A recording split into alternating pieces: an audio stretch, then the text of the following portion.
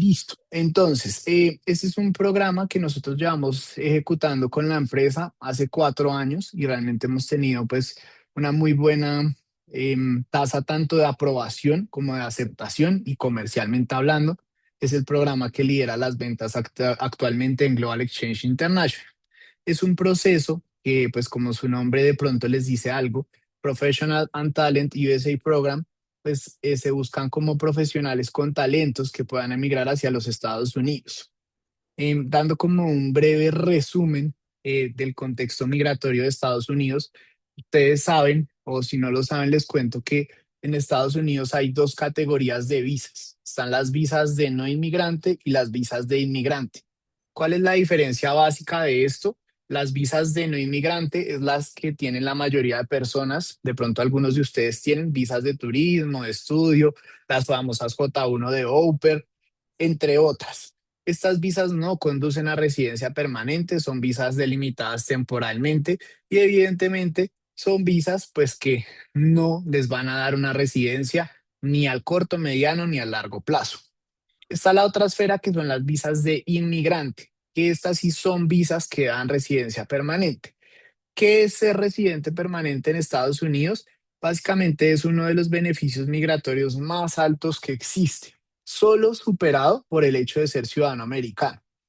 Para que ustedes lo tengan en cuenta y cuando les pregunten qué beneficios obtengo con esta visa, pues básicamente la residencia permanente, que es una de las categorías migratorias más altas. Con esta residencia permanente, las personas van a poder vivir de forma vitalicia en los Estados Unidos de manera legal. Uno, eso.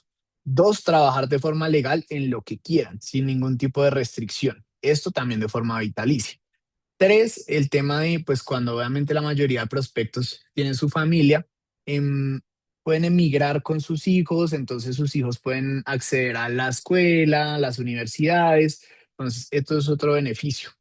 Cuatro, la posibilidad de invertir, comprar carro, casa, hacer inversiones.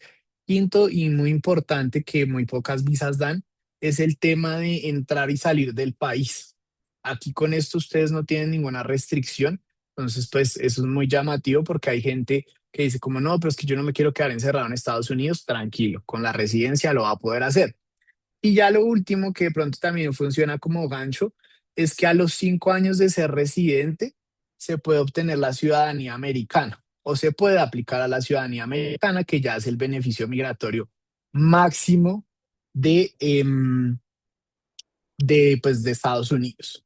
Entonces, esta visa EB2 por interés nacional hace parte de las visas de inmigrante. Para que tengan un poco de contexto, es una visa que se ejecuta desde 1991. Quiere decir que lleva 35 años. Y ustedes pensarán, si lleva 35 años, ¿por qué solo hace 5, 8 años está en Colombia o en Latinoamérica? Y eso pues va de la mano del boom de redes sociales, de pautas publicitarias, de Meta Ads, de Google Ads, de todos sus parecidos. Y es importante que tengan en cuenta pues que es una visa que en su mayoría lleva a profesionales a aportar a la economía, a la cultura, a la sociedad, a pues crear empresa, crear puestos de trabajo, etcétera, etcétera, a los Estados Unidos. Esta es una visa que como ustedes ven en pantalla, están viendo en pantalla, ¿cierto? Sí, señor, está perfecto. Listo, perfecto. Como ustedes ven en pantalla, se dan cuenta que dice que es una excepción dentro de la preferencia, de la segunda preferencia de visas basadas en el empleo. ¿Qué quiere decir esto? Existen, para que ustedes tengan claro, de residencias permanentes, existen varias categorías de aplicación. Les voy a contar como las más comunes. Está las peticiones familiares, que es cuando de pronto ustedes encuentran un cliente que tiene el papá, la mamá, el esposo, el hermano, el hijo en Estados Unidos y esos familiares los pueden pedir. ¿Listo? Esas son las peticiones familiares que dan residencia permanente. Están las categorías de visas basadas en el empleo, que ahí encontramos la EB2 por interés nacional y está el Work and Business, que es otro servicio de Global Exchange International. Entonces ustedes lo diferencian porque es esta visa que empieza con EB. Esa EB, pues quiere decir visa basada en el empleo, en mi español. Entonces, estas visas en su mayoría exigen que usted tenga un patrocinador, una empresa que lo peticione para trabajar legalmente en los Estados Unidos, como es el Work and Business. ¿Listo? Entonces, ¿qué es la diferencia de esta visa? Que como se dan cuenta, aquí se habla de una excepción. ¿Y en qué radica la excepción? Que si Heilen Vargas es comercial, lleva 20 años vendiendo, tiene premios, reconocimientos, destacaciones, realmente muy buenos ingresos, no necesita una oferta de trabajo, no necesita un patrocinador en los Estados Unidos. ¿Por qué? Porque con esta visa se premia la trayectoria, la hoja de vida y el impacto que ha tenido el profesional en su país de origen. No es necesario que tampoco sea Albert Einstein o el superdotado, porque para eso hay otra categoría superior, pues que en este momento no se las voy a contar porque no es como el punto de la capacitación. Entonces, ya para como contarles un poco de los requisitos de elegibilidad, esta es una visa, como les vengo contando. Si van teniendo preguntas, de una alcen la mano y vamos abordando para no dejar hasta el final. Entonces, esta es una visa que da residencia permanente, no tiene el requisito de tener oferta de trabajo. Eso para que ustedes lo tengan dentro de su speech de venta, significa dos cosas. Uno, que el tiempo de procesamiento sea mucho más rápido, ya vamos a hablar de línea del tiempo, y dos, que el proceso sea mucho más económico. Si ustedes han hecho asesorías de EB3, saben que la EB3 está desde $24,000. Esta EB2 está casi $8,000, $10,000 por abajo. Pues la diferencia, pues realmente en precios es muy grande, para que la tengan muy en cuenta. Entonces, aquí se habla de, esto es realmente muy, como muy técnico, muy jurídico, simplemente se los digo como manera de conocimiento. Se habla de un NIW, que están viendo acá. ¿Qué significa el NIW? En inglés significa National Interest Waiver. ¿Qué significa esto? Un perdón por interés nacional. ¿Por qué se habla de perdón? Coloquialmente el perdón es que le eximen al solicitante la imposición, el requisito de tener una oferta de trabajo, una empresa que los peticione para llegar a trabajar legalmente, como dice acá. Y esto hace que el proceso sea mucho más rápido. ¿Listo? ¿Hasta acá tienen alguna duda? ¿Hasta acá todo está claro?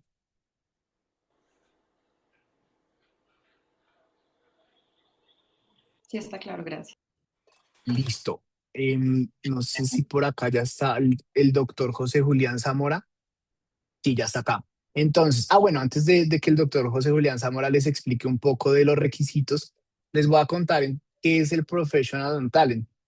Ujú. Como ustedes se dan cuenta y conocen, nosotros como empresa tenemos enlistados pues todos nuestros programas corporativos y comerciales dentro de distintos nombres. Entonces está el programa Au Pair, el programa Summer Camp, Work and Experience, Work and Business, Professional and Talent. Entonces se crea este programa en donde se oferta el servicio de la visa EB2 por interés nacional.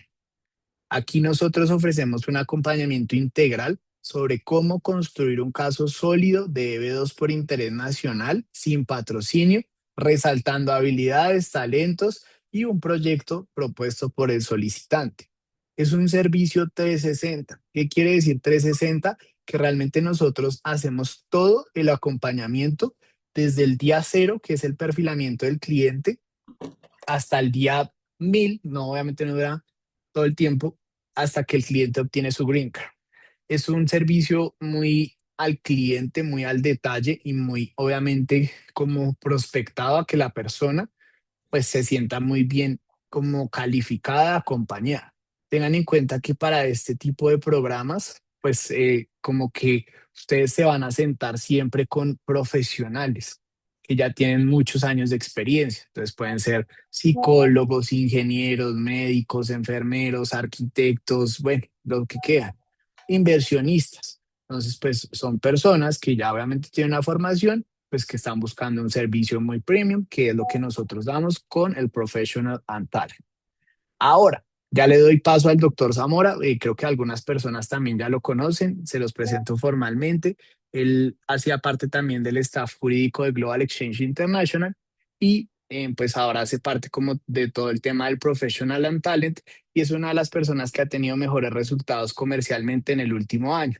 Por eso está en esta capacitación para que él pueda contarles quién puede aplicar a la visa, cuáles son los requisitos principales de aplicación a este tipo de visado. Doctor Zamora, bienvenido, buenos días. Gracias, doctor Juan Felipe. Buenos días a todos. ¿Cómo les va? ¿Cómo están? Buenos Buenos días, días. Buenos José. días. Muy Buenos buenos días. Buen día. días. Buenos días. Perfecto. Primero que todo, me presento rápidamente. Mi nombre es José Julián Zamora. Yo soy abogado y trabajo en Derecho Migratorio ya hace más de un año. Pues voy a contarles un poco sobre la visa EB2 por interés nacional. Es muy importante que ustedes tengan en cuenta, digamos, es mi primera recomendación y es... mm, us- eh, a ustedes, digamos, o usted, no se les puede exigir, digamos, que sean expertos abogados en derecho migratorio, sino que, digamos, ustedes tienen un rol como, digamos, más de asesor, de vendedor. Entonces, no es importante que ustedes conozcan a detalle, digamos, todas las minucias jurídicas de un proceso migratorio como este, que puede ser muy complicado. Incluso a los abogados pueden escapárseles detalles respecto al proceso de la EB2 por interés nacional o de cualquier proceso migratorio. Ustedes lo que deben hacer o lo que deben lograr con la persona con la que estén reunidos, con el cliente potencial, pues es tratar de darles la información lo más clara posible de en qué consiste el proceso migratorio y cuál es la propuesta de valor que ustedes les están ofreciendo en comparación, digamos, a otras oficinas de abogados o a otras empresas o a otras multinacionales. Esto es muy importante. Ustedes sí deben intentar tener un conocimiento muy sólido respecto al producto que están vendiendo, obviamente, pero deben tener en cuenta que pues la información es mucha, entonces ustedes deben manejar, son, digamos, más que todo la información básica, lo más importante que uno muchas veces pasa por alto, pero que termina siendo la más importante. Entonces, eso para empezar. Mm, Respecto a los requisitos de la EB2 por interés nacional, ustedes, como ya les había dicho el doctor Juan Felipe, la EB2 por interés nacional es un proceso migratorio que le permite a las personas obtener una residencia permanente en Estados Unidos. Eso es básicamente lo que consiste ese proceso migratorio. Este proceso migratorio tiene unos requisitos establecidos en la Ley de Inmigración de los Estados Unidos, los cuales se dividen en tres categorías de elegibilidad. Y la persona que pretenda o que quiera aplicar a este proceso debe cumplir al menos una de esas tres categorías. No debe cumplir las tres, debe cumplir al menos una.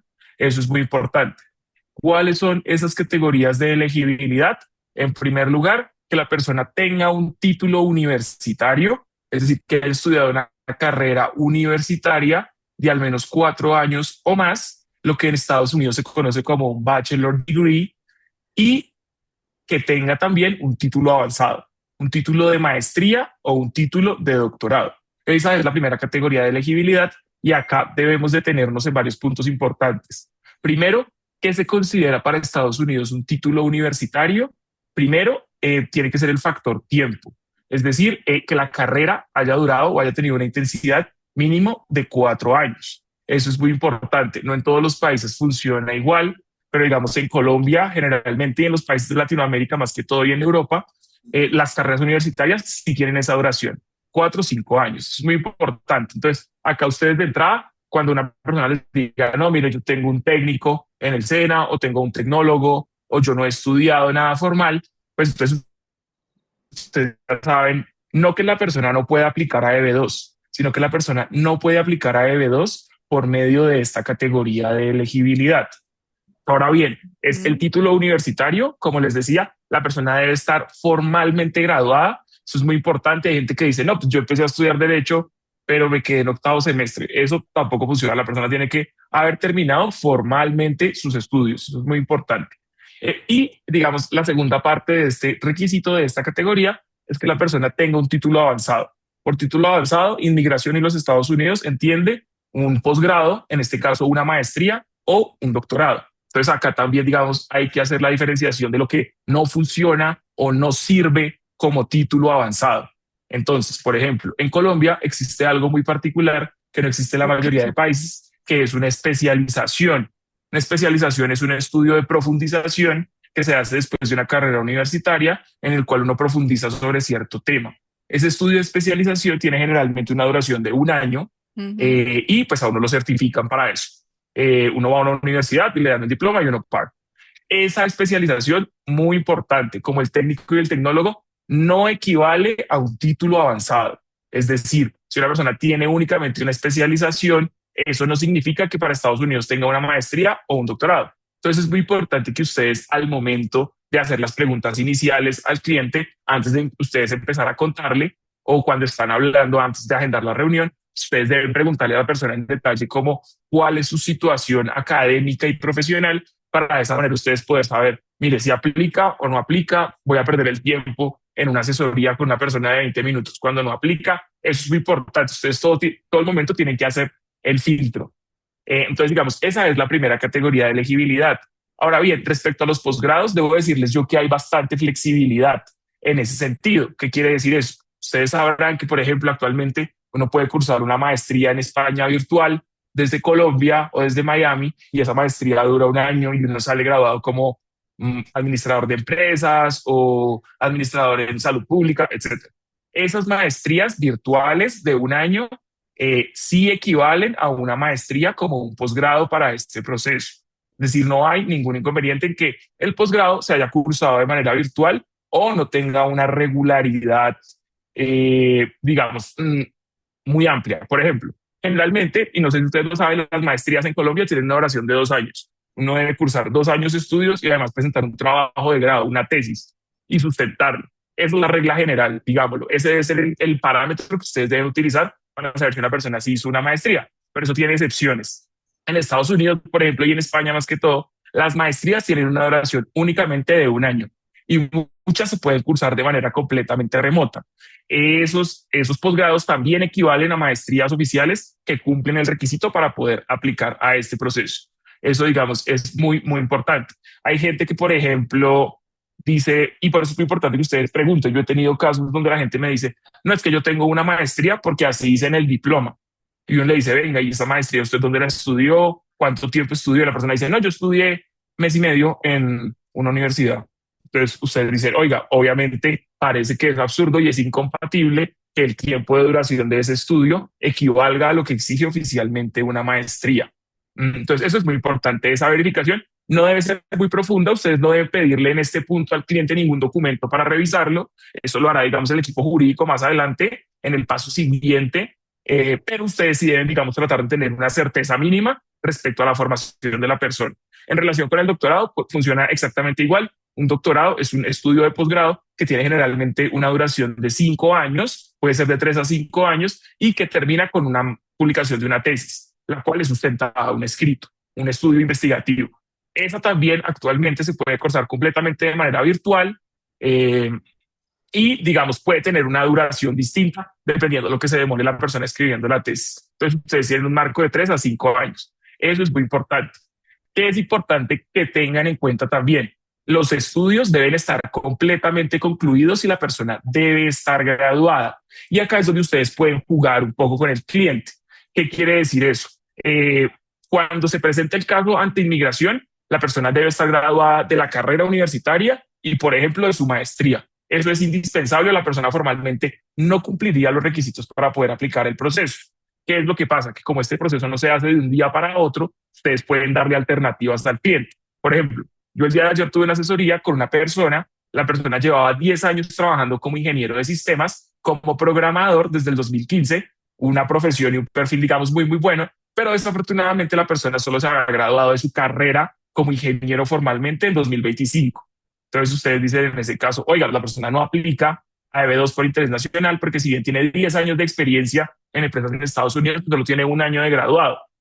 La persona, esa fue la información que dio en el mensaje antes de poder contactarlo, ya lo ha revisado, entonces yo le estaba preguntando antes de darle la información y la persona me dice durante la asesoría, no lo dice en el mensaje, me dice, oiga, otra cosa muy importante y no lo dije en el mensaje, es que yo en este momento estoy terminando una maestría, yo estoy cursando una maestría en ingeniería. Entonces yo le pregunto, venga, ¿y usted cuándo termina esa maestría? ¿Cuánto tiempo dura? Y él me dice, no, yo la maestría la termino este año en agosto o septiembre. Esa va a ser la fecha en la que yo me voy a graduar. Entonces yo obviamente ahí reoriento la asesoría digo, esta persona en este momento no cumple formalmente los requisitos para una EB2, pero esta persona de acá a agosto, de acá a septiembre, va a cumplir los requisitos. Por lo tanto, la persona puede empezar el programa con nosotros, puede ir aplicando y el caso será radicado únicamente hasta que la persona cumpla formalmente todos los requisitos de aplicación. Ustedes deben saberlo, nos demoramos 3 meses aproximadamente en construir un caso de EB2 por interés nacional.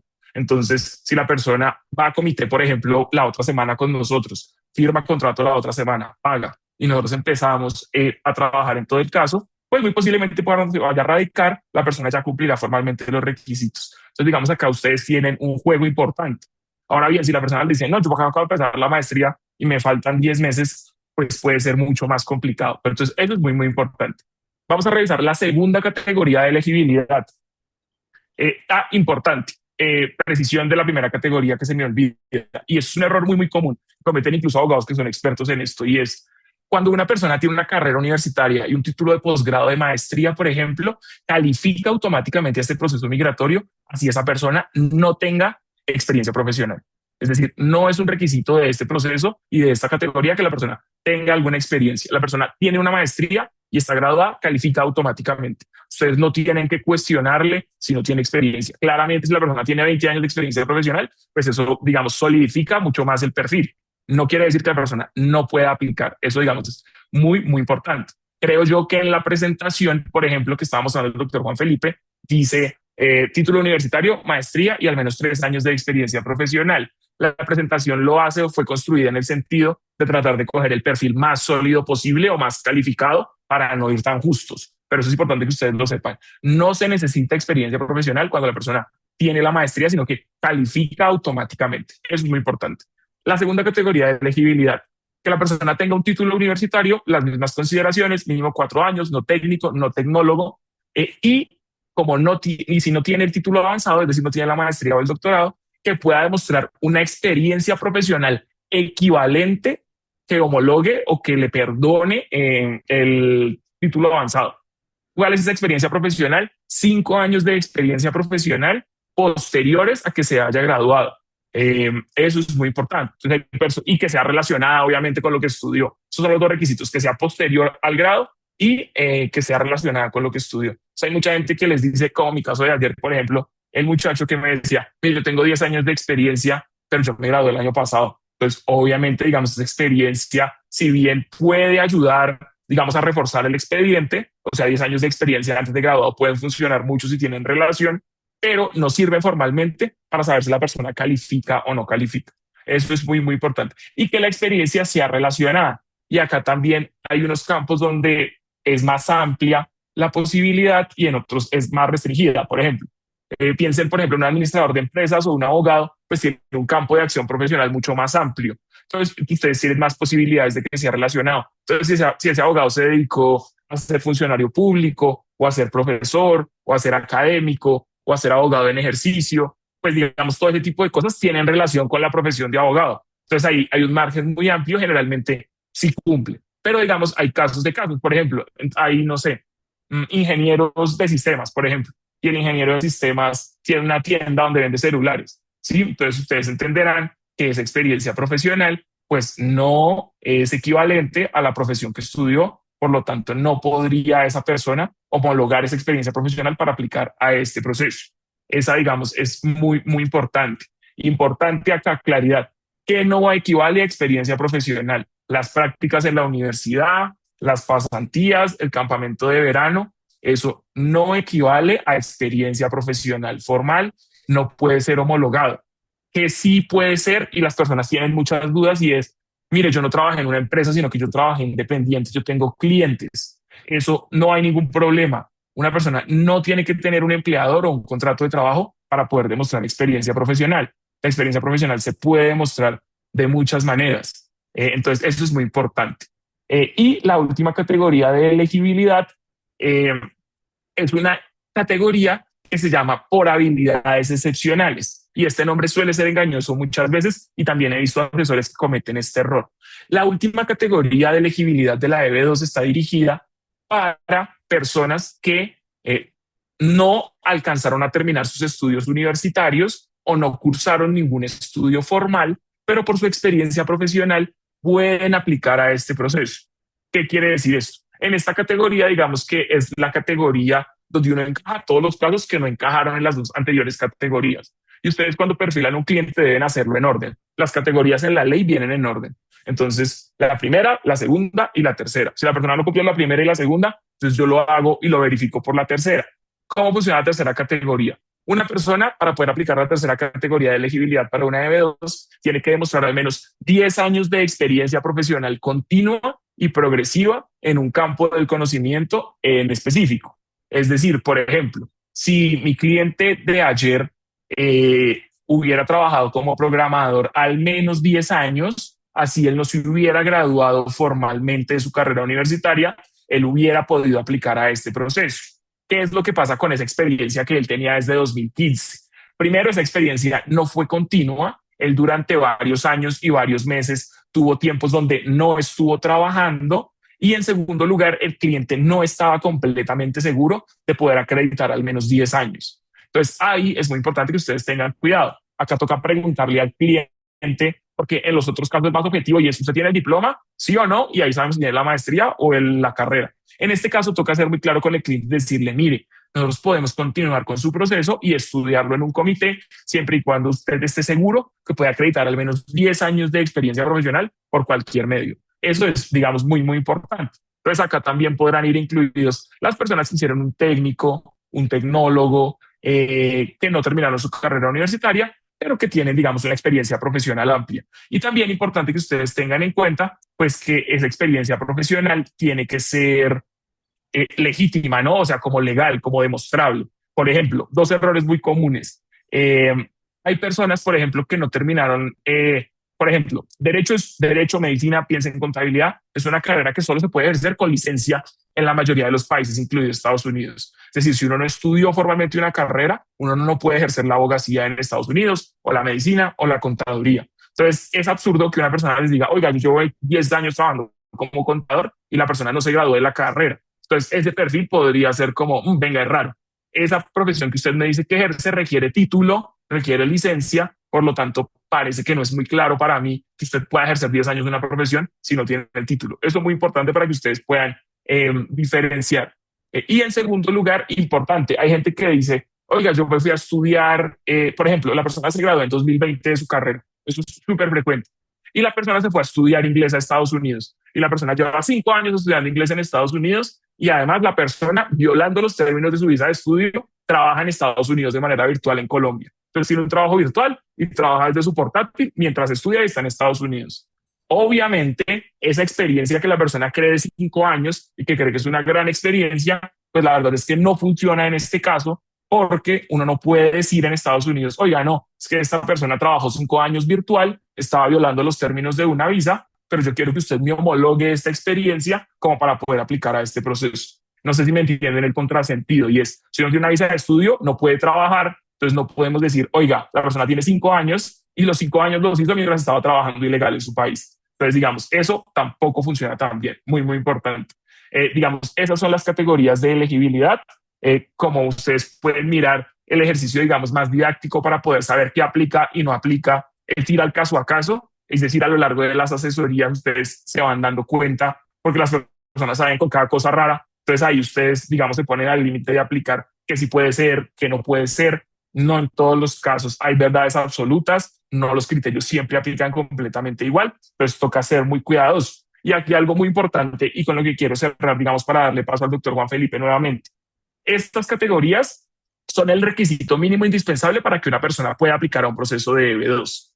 Es decir, si una persona cumple alguna de estas categorías sin ninguna consideración adicional, entonces le pueden hacer su asesoría, le pueden decir que pague su comité evaluador por $99 y que vaya, que sea estudiado por el comité para una viabilidad más profunda por parte de los abogados de la compañía.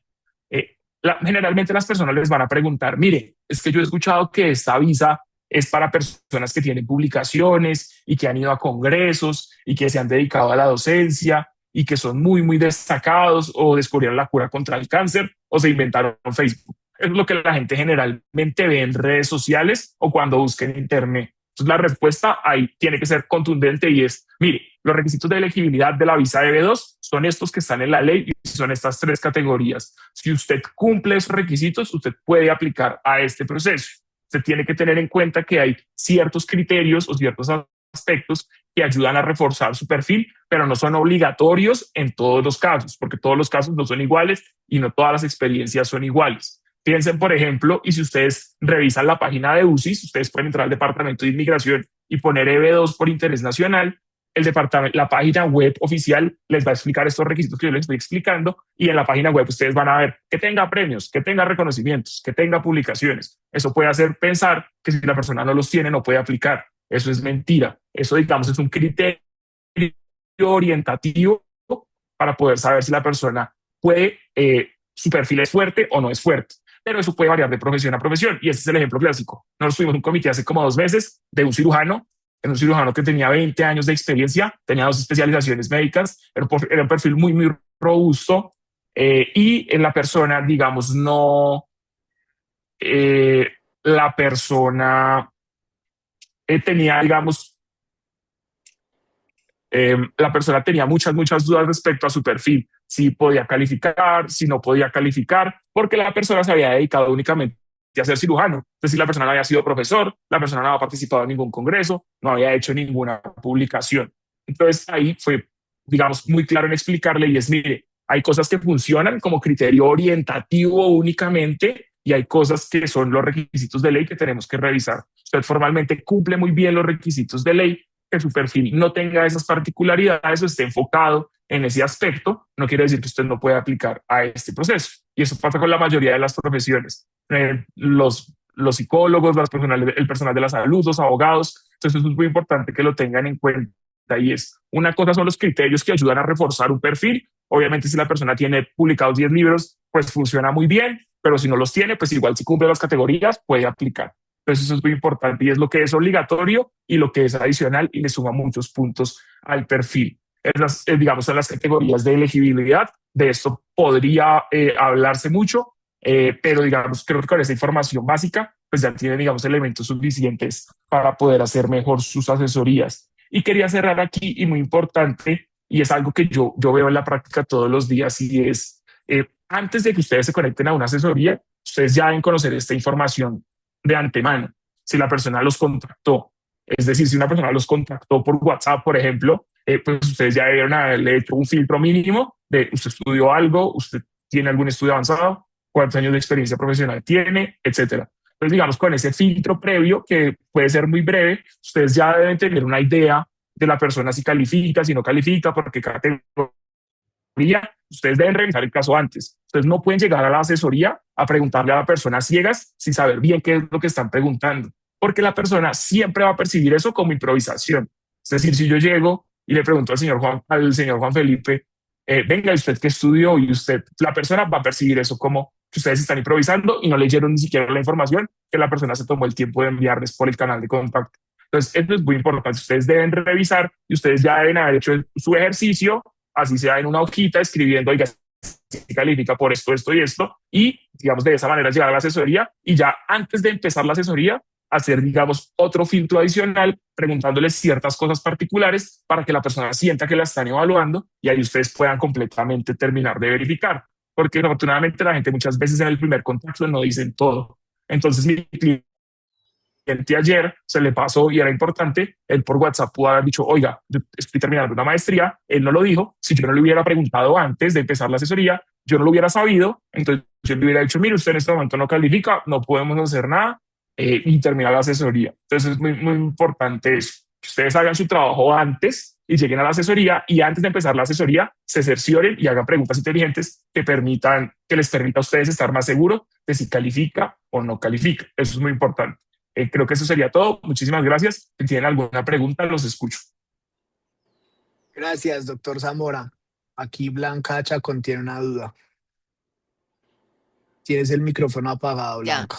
gracias, sí, señor, muy amable, señor, doctor Juan Julián. Bueno, mi pregunta es en relación a la tercera categoría de elegibilidad, donde la persona debe mostrar más de 10 años de trayectoria. Esos 10 años de trayectoria los puede demostrar como persona independiente, como empleado, y si hay algún tipo de restricción, digamos, en cuanto a eso, digamos, en cuanto a si la experiencia debe ser con una empresa, con dos, o si, digamos, en cuanto a la cantidad de empresas, si hay pues alguna restricción ahí, que diga, bueno, no es que mi experiencia realmente los 10 años los puedo demostrar, pero pues he trabajado con, no sé, con 4 empresas. Entonces esa es mi pregunta, que me aclarara un poquito esa parte. Gracias. Bueno, aquí, Blanca, importante que tengas en cuenta que es indiferente si durante los 10 años ha trabajado con 10 empresas. Lo importante es que pueda Ok. acreditar los 10 años de experiencia que sean comprobables documentalmente. No importa si Listo. trabajó con varias empresas, no importa si trabaja de manera independiente.